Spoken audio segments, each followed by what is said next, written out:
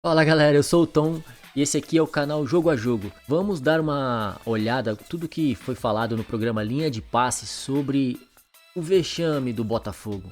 Cara, o Botafogo tava com uma campanha incrível no primeiro turno e também tá fazendo uma campanha incrível no segundo. Só que do céu ao inferno o Botafogo tá indo. E, cara, vamos dar uma olhada tudo que foi falado no programa. E com essa derrota o Botafogo tá dando margem pro Palmeiras sonhar, pro Bragantino sonhar, e até o Flamengo pode sonhar com o título. Meu Deus do céu, se liga só no que aconteceu.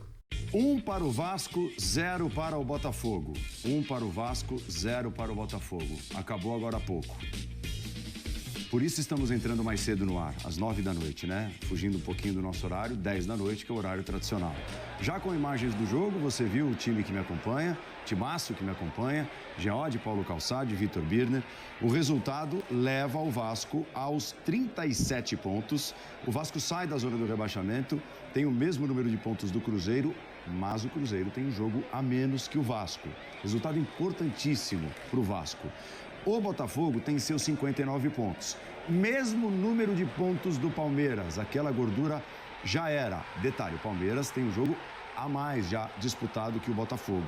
Mas você olha para a terceira posição e lá está o Red Bull Bragantino. 58 pontos. Tem um ponto a menos que o Botafogo e o mesmo número de jogos. Então, por pontos perdidos, o adversário mais próximo do Botafogo neste momento é o Red Bull Bragantino com um ponto a menos. Aquela gordura, Paulo Calçade, já era impressionante. E sabe o que piora a situação? Boa noite. É que tem Red Bull Bragantino e Botafogo. E aqui em Bragança. Dia 12 do 11, às 16 horas, Red Bull Bragantino e Botafogo. Nossa. O Botafogo ainda tem o Grêmio pela frente. O Grêmio fora. Então, assim, a tabela do Botafogo é a pior tabela possível. No momento decisivo do campeonato. A realidade é essa que você colocou. Um ponto com o mesmo número de jogos e um confronto direto. Então, agora, antes havia uma perspectiva de disputa do campeonato. Este resultado aqui torna ela mais do que real. É real.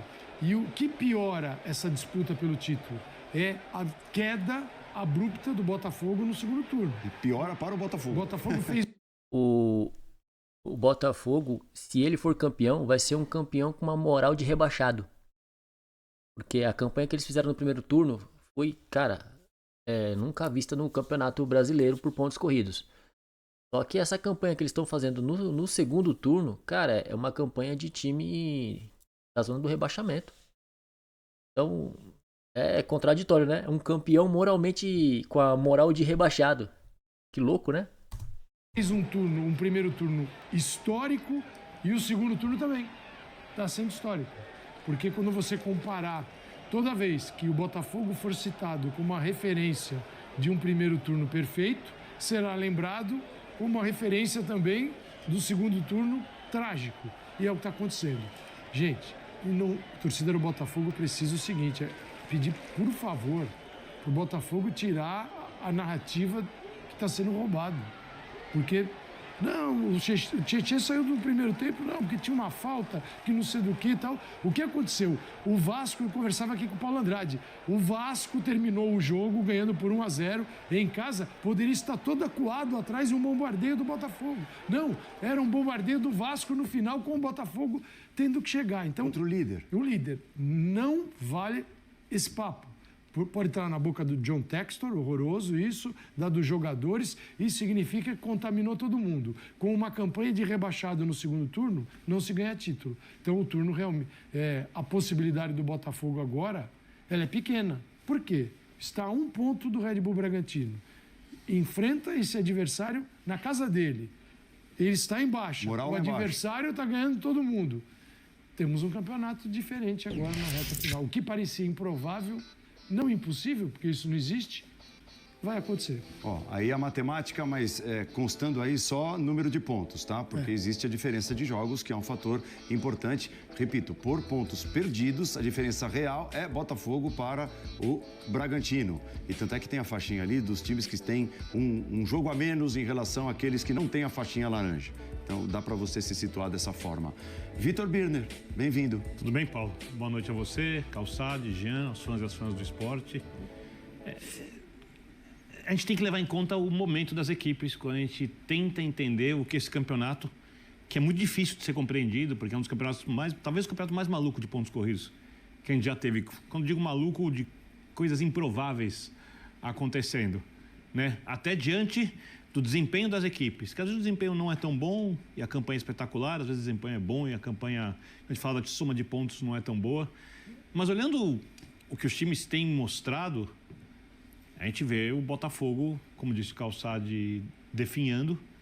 E não dá para dizer que o Botafogo não vai ser campeão, mas dá para dizer que é uma das maiores quedas de rendimento que a gente viu em muito tempo, se não for a maior da história dos pontos corridos, né? Mas certamente está entre as maiores, de uma equipe que não tem jogado tão mal assim para ter essa queda de rendimento. Mas também, no primeiro turno, também não jogou tão bem assim para ter a melhor campanha da história, e isso pertence ao futebol.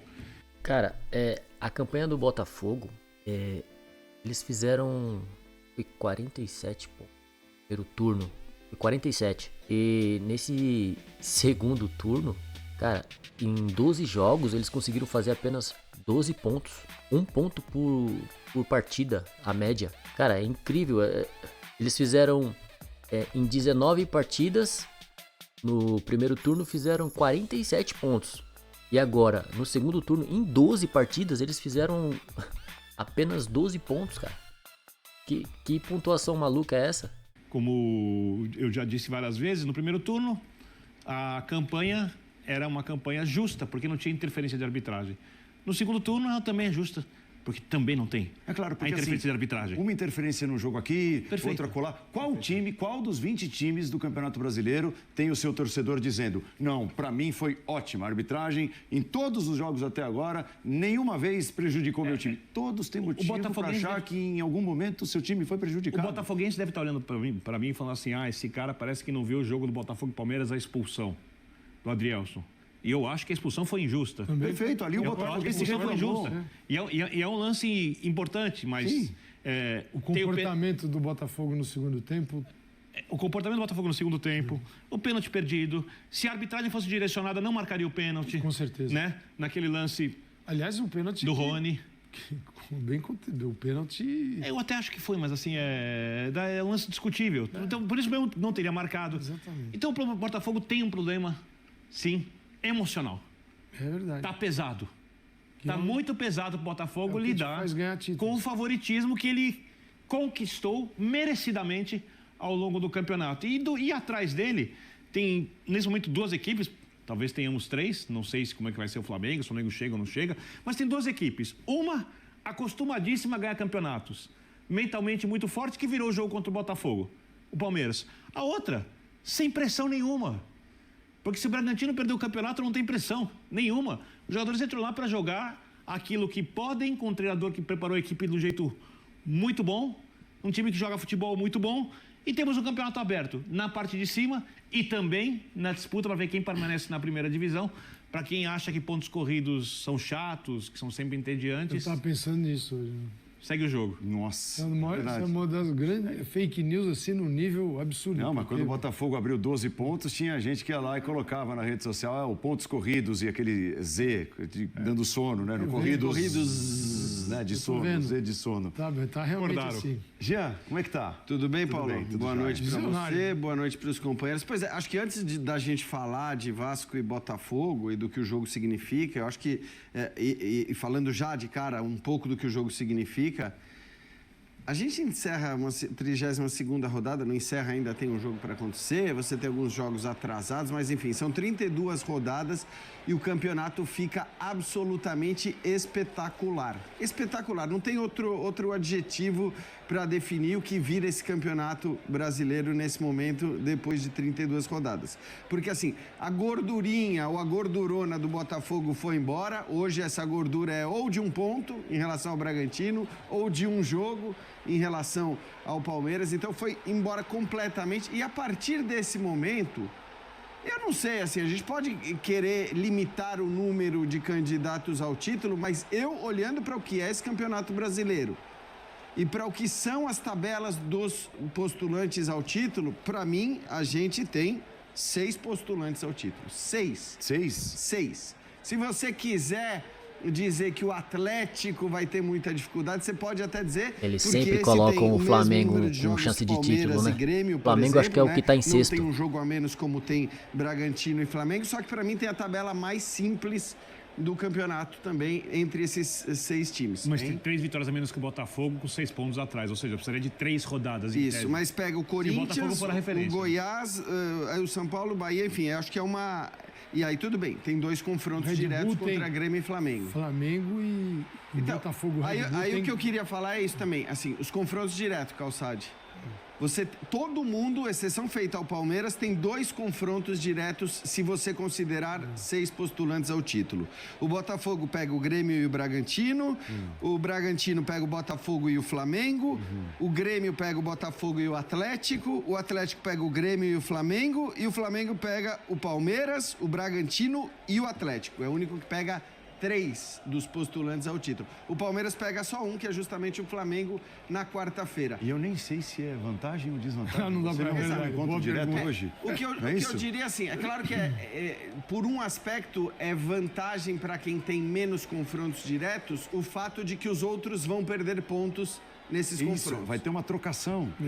Então é uma loucura. A gente querer definir o que vai acontecer nessas 6 ou 7 ou 8 rodadas, depende, né? Mas 6 ou 7 rodadas finais, para alguns 6, para alguns 7 rodadas finais, é absolutamente impossível, porque você tem justamente... O Flamengo, que a gente olhou ali na tabela, está na 6ª colocação, ele tem um jogo a menos. Se ele vence o Palmeiras na 4ª, ele passa até... o mesmo número de pontos perdidos que o Palmeiras, que hoje é visto como um dos grandes concorrentes do Botafogo. Portanto, está tudo muito aberto. Eu acho que a gente tem, sim, 6 postulantes ao título. Não dá para excluir ninguém a partir do momento que esse campeonato mostrou o que mostrou. É um campeonato espetacular, faltando 6 ou 7 jogos para esses times. E lá embaixo, como o Birner disse, é a mesma coisa. É a mesma coisa. Essa vitória do Vasco, assim como a derrota do Botafogo, colabora demais para esse cenário, porque se nós temos já 2 virtuais rebaixados, o América e o Coritiba, os times de baixo começaram a ganhar. Então, ok, você tem hoje o Goiás com 35 pontos, depois Vasco 37, Santos... Jean, vamos lá. O Fortaleza, 9º colocado, porque esse tem 2 jogos a menos. 9º colocado, Fortaleza, ele está a 5 pontos da zona do rebaixamento.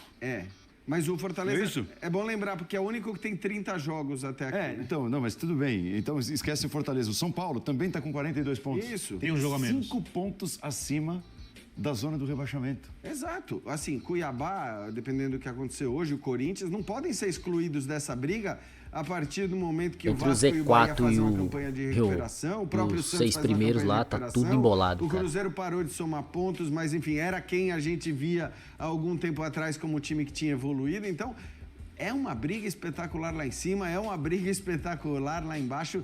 Vai ser de uma tensão essa reta final do Campeonato Brasileiro que, de fato, assim, destrói qualquer argumentação a respeito da fórmula e tal. Aliás, acho que o que destrói mais a argumentação contra a fórmula é o fato de que a gente tem vivido neste ano, né? O Campeonato Brasileiro por pontos corridos começou em 2003, a gente vive hoje a maior média de público da história da competição. Ou seja, o brasileiro está curtindo amadureceu.